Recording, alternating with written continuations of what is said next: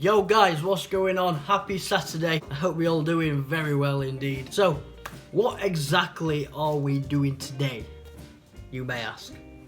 Well, you may have seen from the title already, I am picking my ideal 2021 Euro lineup, if it goes ahead. Obviously, the championship got postponed till this year because of some sort of virus. I've never heard of it before.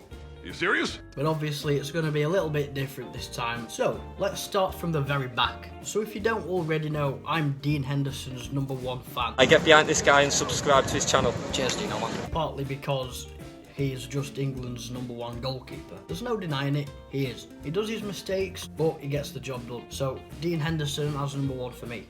And the other two would be Jordan Pickford and Nick Pope. Jordan Pickford just scraping the walls to get into the side. To be quite honest with you though, I'm still getting over the last time we played in a Euros tournament when Daniel Sturridge scored that last minute winner against Wales. Absolute raptures, boy. So we've got us 3 goalkeepers, and now we move up a section into the defence. Now we need 8 defenders altogether, 2 for right back, 4 for centre back, and 2 for left back. So we'll start from right back first. So the 2 I choose for right back are Trent Alexander-Arnold. The main reason being as he's easily England's most talented youngster. Even though this season the quality might not be as good, he's still got a lot of potential. Obviously you probably already know who I'm going to pick secondly. It's Kyle Walker. He's got the experience, he's got the pace, and he's got the ability. There's absolutely no reason at all why he shouldn't be in the England squad. Centre backs then. First one, obvious choice, Harry Maguire. Tall, strong, experienced, and a man of leadership. Yes, maybe his form this season is a bit questionable, but again, no excuse and no reason why he shouldn't be in the England squad. Next, I'm going to pick this centre back because he's just been on absolute fire for City this season. It's John Stones. On their own, City are miles and miles and miles before anybody else in the Premiership. Oh, that reminds me. I predicted City to win the Premiership this season. If you haven't seen the video, or the one where I reacted to that Premiership prediction table, there they are.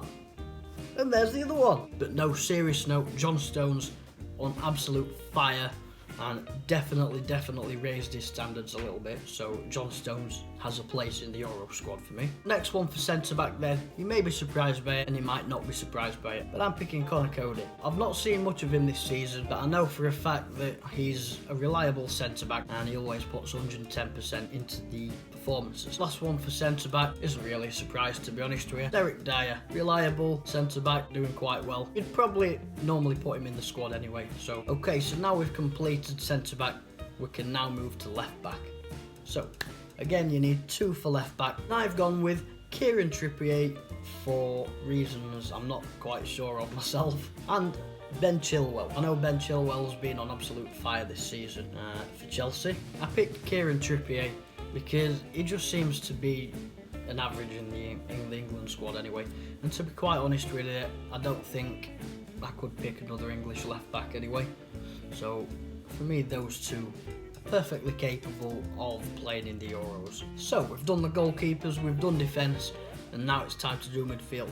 We're going to kick things off with Declan Rice. Now, I've not been a massive fan of him lately, well, especially in the last couple of seasons.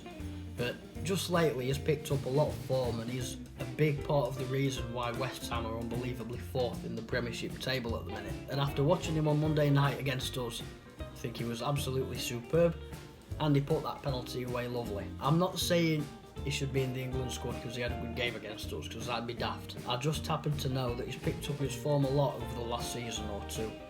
And he's managed to get himself a regular spot. Mason Mount, because he's a key member of Chelsea's squad at the minute. If it wasn't for him, a lot of their creativity wouldn't be possible. Picked up his form over the last few seasons, impressing manager Frank Lampard, well, previous manager Frank Lampard. And because of his form, I think he deserves a place in the England squad. This one's a bit controversial and I'm not too sure about it myself, but James Ward-Prowse, he's by far one of Southampton's best players and has been for the last few seasons. An absolute set-piece mastermind, and he seems to absolutely destroy anything that's in front of him when it comes to a free kick. He runs at the defence, he causes problems for the opposition, and I just think it's what we need. A lot of the time when England are playing, it's just sideways and it's negative.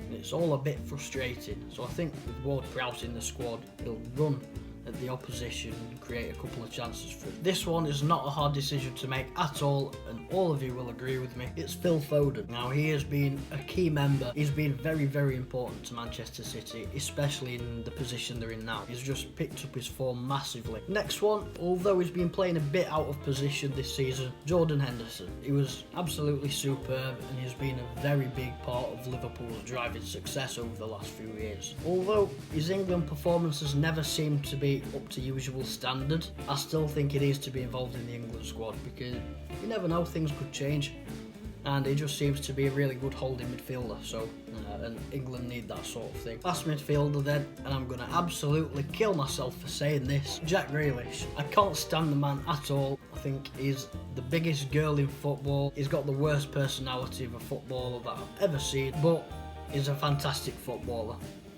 Can't say anything else about it. That is purely how it is. Time to move to the top of the pitch. No question at all. It's Marcus Rashford.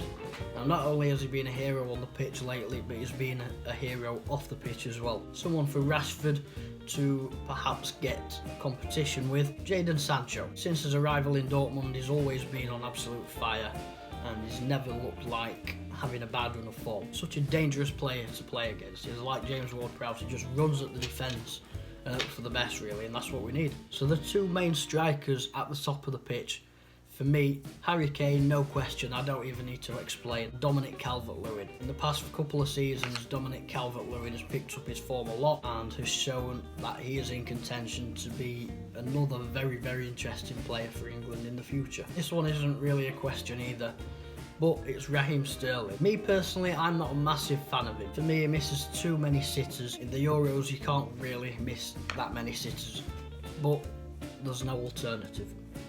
He'll score when he scores, and sometimes he'll even bag a hat-trick.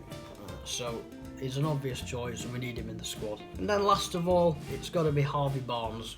He'd be a key member of Leicester's squad since Brendan Rodgers took over, and he is a very exciting young talent, and he needs to be included in England's Euro 2021 lineup. So from the back, we have Dean Henderson, Jordan Pickford, Nick Pope, Alexander-Arnold, Kyle Walker, Harry Maguire, Eric Dyer, John Stones, Connor Cody, Ben Chilwell, Kieran Trippier, Declan Rice, Jordan Henderson, Mason Mount, James Ward-Prowse, Jack Grealish, Phil Foden, Raheem Sterling, Harvey Barnes, Harry Kane, Dom Calvert-Lewin, Marcus Rashford, and Jadon Sancho. Hopefully you guys will all agree with me. That to me is a very, very exciting England squad. Hopefully we'll be able to bring it home this year. Hopefully if it goes ahead, this summer will be just as good as 2 years ago. Obviously it won't be quite as good. Well, come to think of it, I don't think it'll be as good at all. Man, that summer was insane. It's got to be the favourite summer of my life, man. Easily. But anyway,